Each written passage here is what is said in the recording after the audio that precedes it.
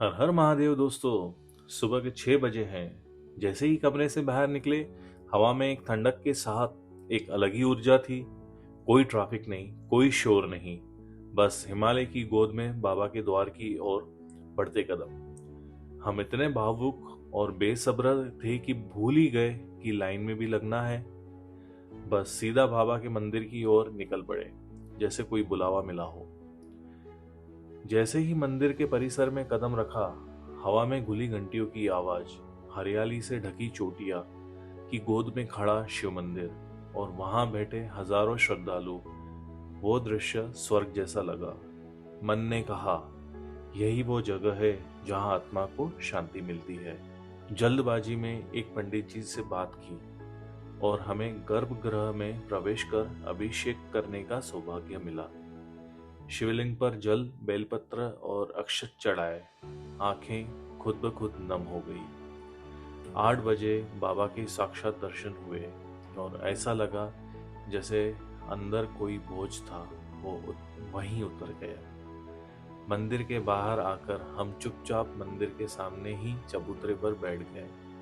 न किसी से बात, न कोई जल्दबाजी, बस शांत मन और बहती हवाएं। उठने का मन ही नहीं कर रहा था। शायद पहली बार मन इतनी देर तक स्थिर बैठा था।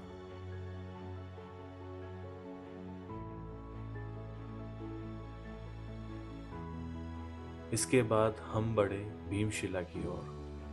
वो दिव्य शिला जिसने 2013 की आपदा के समय बाबा के मंदिर की रक्षा की थी।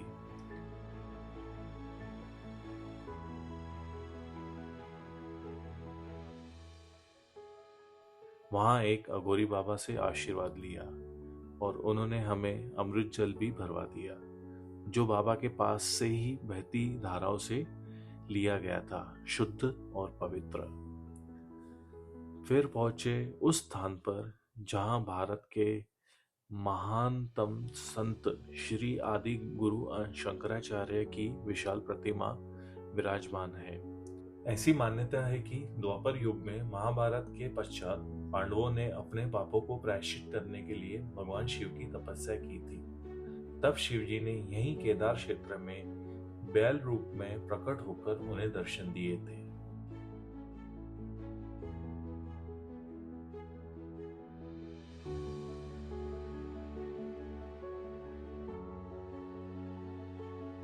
यहाँ कुछ देर शंकराचार्य जी की समाधि के पास बैठकर मौन साधना की और महसूस किया सनातन परंपरा की जड़ें कितनी गहरी और शांत है। अब बढ़े 1 किलोमीटर ऊपर भैरवनाथ मंदिर की ओर। हरियाली से घिरी घाटियों के बीच स्थित ये मंदिर केदारपुरी के रक्षक देवता का समर्पित है। यहीं से पूरा केदारनाथ मंदिर, घंटिया और हिमालय की हरियाली का 360 डिग्री दृश्य दिखाई देता है, एकदम पोस्ट कार्ड जैसा दृश्य।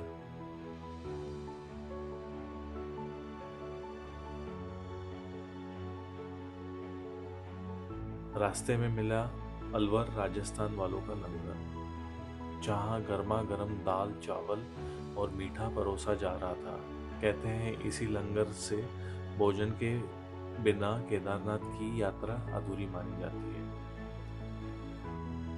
पर्वतों में बैठे बैठे मन बार बार यही कह रहा था, कहीं और जाना ही नहीं है, बस यहीं रुक जाओ। जितनी थकान थी सब बाबा की छाया में उतर गई। अब ना बदन भारी था, ना मन बेचैन, सिर्फ एक शांति थी भीतर तक।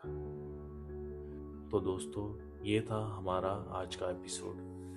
बाबा के साक्षात दर्शन, गर्भगृह में अभिषेक, भीमशिला की छाया, शंकराचार्य जी का ज्ञान और भैरवनाथ का आशीर्वाद। ये यात्रा अब केवल ट्रैक नहीं रही, अब यह आत्मा की यात्रा बन गई है।